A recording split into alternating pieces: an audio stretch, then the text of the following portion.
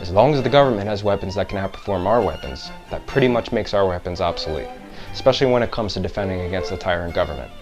Now, I'm not saying we should all have nukes, that's ridiculous, and that's something that people who are against the Second Amendment would love to spit around all day.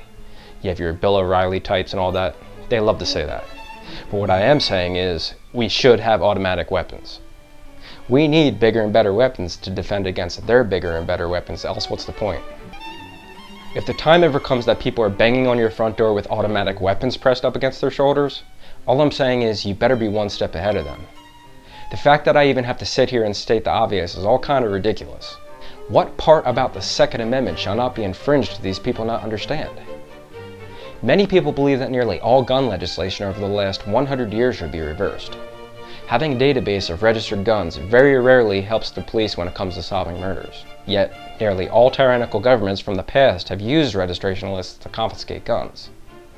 Why should we allow gun laws such as the Gun Control Act of 1968 to have power over our rights, when that very same bill was clearly copied from the Nazi weapons law of 1938?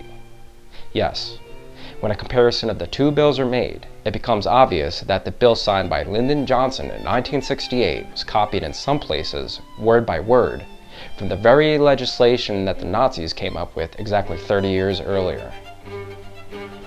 The occasional mass shooting spree is extremely unfortunate, and some would say that the media attention these rare events get are even more disturbing. But it is something that we must tolerate when it comes to preserving our freedoms.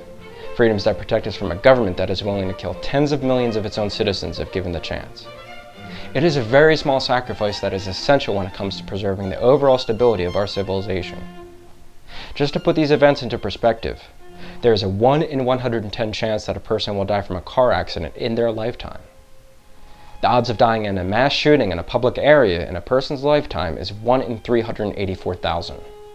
If our government becomes like so many governments of the past that kills its own people, the odds of that government killing one of its own citizens is greater than 1 in 15.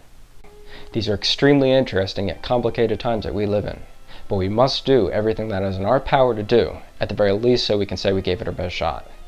I have listed ways that you can help below in the description box.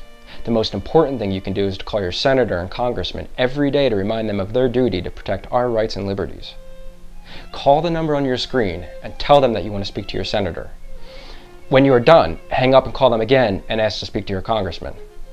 If you do not know who your senator or congressman are, then simply providing the operator with your zip code should be sufficient.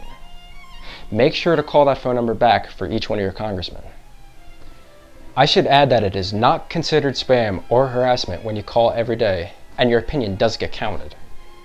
In fact, the secretaries tally the topics of the callers every day, giving a total summary of concerns to the representatives, and they only respond to our concerns when they receive them in numbers and only when they see them day after day. Don't just call once to blow off some steam. Make it your job to call each and every day until the threat is no more. The UN gun talks are scheduled to resume on March 18th, 2013 and will last for 10 days. But in the meantime, Obama and Hillary will do everything they can do to restrict our gun rights. So as much pressure as possible must be put on our representatives to oppose them. Many people do not know this, but our representatives consider phone calls more important than emails and faxes. In fact, I was once told for every phone call they get, it represents several people, possibly thousands who feel the same way, but never get a chance or are too lazy to call. In addition to contacting your representatives, you can also fill out the National Association for Gun Rights petition survey, which can be found on their website. The link for their website can be found in the description box below. Also, please share this video on as many social networks as you can. This video needs to get out there to as many people as possible, and that will only happen if you help to spread it. We still have an opportunity at peacefully defusing this threat, but that window of opportunity is growing smaller and smaller as every day goes by. And as JFK once said, those who make peaceful revolution impossible make violent revolution inevitable.